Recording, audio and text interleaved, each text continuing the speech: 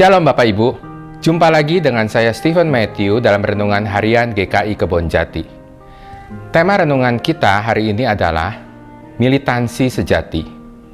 Yang menjadi ayat perenungan kita hari ini diambil dari Yohanes 13 ayat 36 sampai 38. Demikian firman Tuhan. Simon Petrus berkata kepada Yesus, "Tuhan, kemanakah engkau pergi?" Jawab Yesus, "Ke tempat aku pergi engkau tidak dapat mengikuti aku sekarang, tetapi kelak engkau akan mengikuti aku." Kata Petrus kepadanya, "Tuhan, mengapa aku tidak dapat mengikuti engkau sekarang? Aku akan memberikan nyawaku bagimu." Jawab Yesus, "Nyawamu akan kau berikan bagiku? Sesungguhnya aku berkata kepadamu, sebelum ayam berkokok, engkau telah menyangkal aku 3 kali." Percakapan antara Yesus dan Petrus dalam ayat ini terjadi sesaat setelah Yesus berkata kepada para muridnya bahwa hanya seketika saja lagi Yesus ada bersama dengan para muridnya. Dan ke tempat Yesus pergi, tidak mungkin para muridnya datang. Mendengar perkataan gurunya, Petrus secara spontan bertanya, mengapa dirinya tidak dapat ikut Yesus saat itu juga? Bahkan, Petrus dengan gagah berani berkata bahwa ia akan memberikan nyawanya bagi Yesus. Petrus memang dikenal sebagai murid yang paling militan membela Yesus. Dalam Matius 26 ayat 33, Petrus berkata, "Biarpun mereka semua tergoncang imannya karena engkau, aku sekali-kali tidak." Dalam Lukas 22 ayat 33, Petrus berkata, "Tuhan, aku bersedia masuk penjara dan mati bersama-sama dengan engkau." Dan masih banyak ayat lain yang menceritakan militansi sikap Petrus. Namun, berulang kali kita juga membaca bagaimana Yesus menanggapi sikap Petrus ini. Dalam Matius 16 ayat 23, Yesus menghardik Petrus dengan mengatakan, "Enyahlah iblis, engkau suatu batu sandungan bagiku." Dalam ayat yang kita baca hari ini, Yesus malah mempertanyakan sikap Petrus yang akan memberikan nyawanya. Lebih lanjut, Yesus memperingatkan Petrus bahwa sebelum ayam berkokok, Petrus akan telah menyangkal Yesus. Berulang kali mendapat teguran keras dari Yesus. Namun, Petrus tetap militan dalam membela Yesus. Saat Yesus hendak ditangkap di Taman Getsemani, semua muridnya sudah lari ketakutan, meninggalkan Yesus.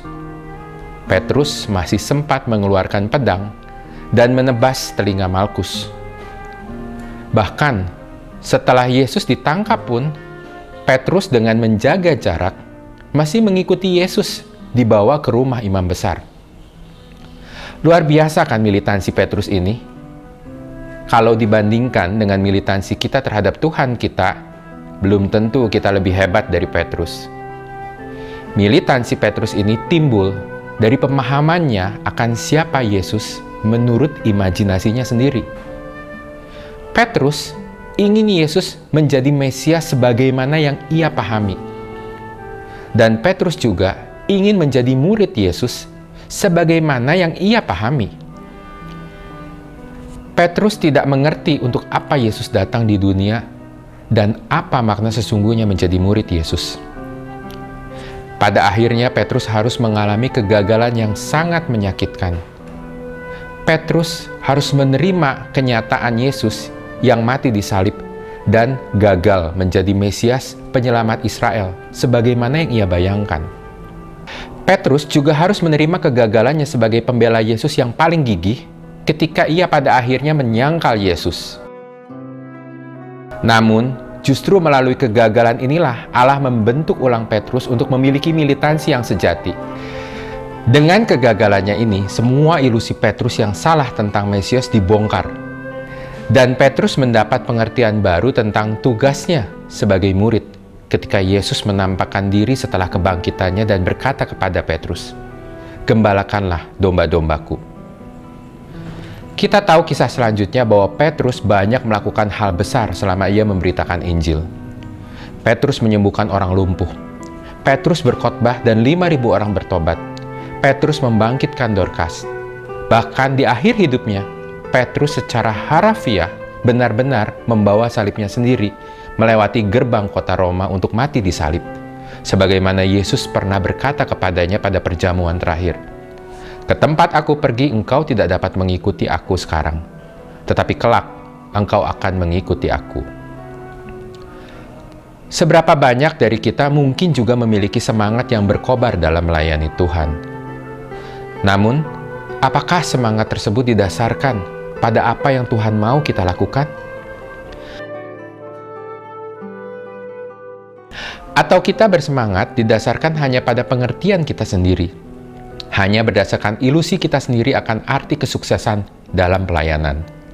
Belajar dari kisah Petrus yang berulang kali mendapat tanggapan yang keras dari Yesus karena memiliki sikap militan yang salah arah.